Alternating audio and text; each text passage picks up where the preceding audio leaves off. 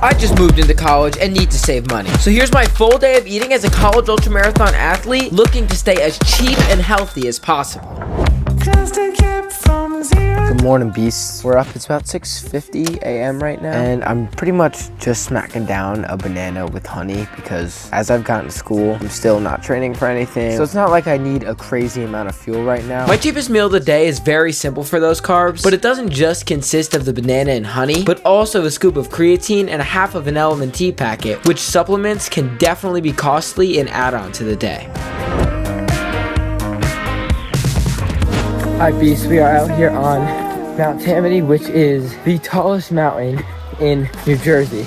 I ran here all the time in 100-mile prep, but with Mount Tammany's 1.2k feet of elevation and its 3.2-ish mile loop, it's a mountain that I consider my go-to when I don't know where else to run. Now we're only doing one loop today, which should take about 45 minutes to an hour. With this mountain, I would run in training like 4 or 5 times for my 100-mile goal a few months ago, and right now, I'm not completely out of shape, but I'm definitely not in the 100-mile shape that I was in. Since today I'm only doing one loop, I didn't bring any gels, and it was more of a run just to get out and get immersed into the local mountains and enjoy the views and feel that fire in my soul when I'm at the bottom of the mountain looking at the top, just getting excited for the run ahead. And this right here is one of the reasons why I'm so excited for school, because this is in my backyard and a bunch of other trails like this. I'm feeling strong, not 100 miles strong like I did, but strong enough, and I know this trail very well, so I got about 25 minutes of downhill back home. On runs like this, it brings back both the good and bad memories from training, because someday you have 6 hours out in the freezing rain and all you want to do is curl up into a ball and die, and others, it's the most beautiful day with friends and you get to experience the light challenge and amazing nature in one of the most immersive ways possible. But even though I was only out there for about an hour today, it totally worked up the desire to eat, which I honestly always have.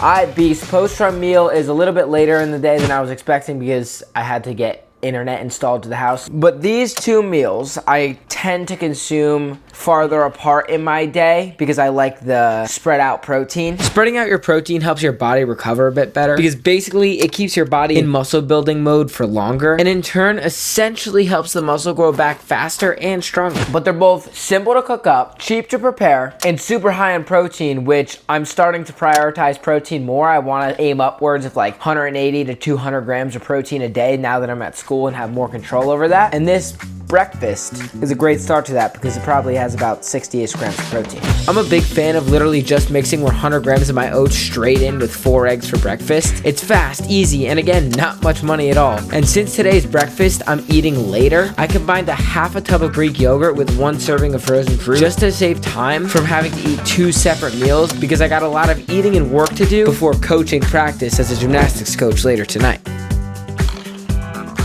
Alright, so meal number 3, it is high in protein. I didn't realize how high in protein like 10 ounces of chicken breast is. It's like 80 something grams, which works out great because my current strategy right now is to cook things in bulk. So like while I was heating this up, I was warming up my next meal, my pasta.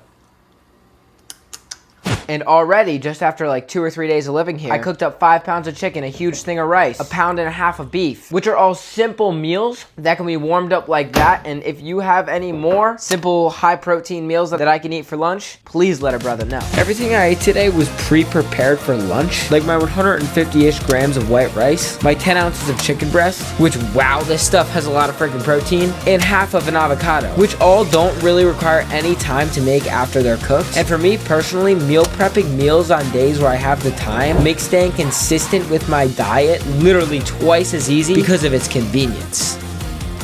Just getting home from gymnastics coaching. That is my job. It was rough, so a nice high protein bowl of pasta is here to calm me right down. High protein pasta. I got about 8 ounces of pasta and 8 ounces of beef. I love beef. And a bag of mixed veggies, which all come together to make a bowl of high protein deliciousness. I am adding some tomato basil sauce to this. Heck yeah. Just for a little bit of extra flavor, but this meal just takes about 6 minutes to make. because all it is heating up the frozen veggies in the freezer. But at nighttime, what I've been doing recently is, since I'm really trying to prioritize my protein intake so I can maintain muscle, especially right now when I don't have a gym membership because I'm still new at school. If I am short on protein for the day, at night I'll throw in some cottage cheese or a protein shake just to top off my protein for the rest of the day. But today we hit 185 grams about, which I'm not tracking now, but I will start tracking probably soon so I can really manipulate my body mass and get absolutely sculpted. Starting to buy my own foods, I'm realizing how much of a cheat code pasta is. And for someone who trains and is okay with having a little bit of extra carbs, it fits the macros pretty well. But I do want to get back into tracking my macros starting in 1 to 2 days, because after not tracking for maybe like 3 to 4 months, I'm starting to lose the touch and forget how much I'm actually putting into my body.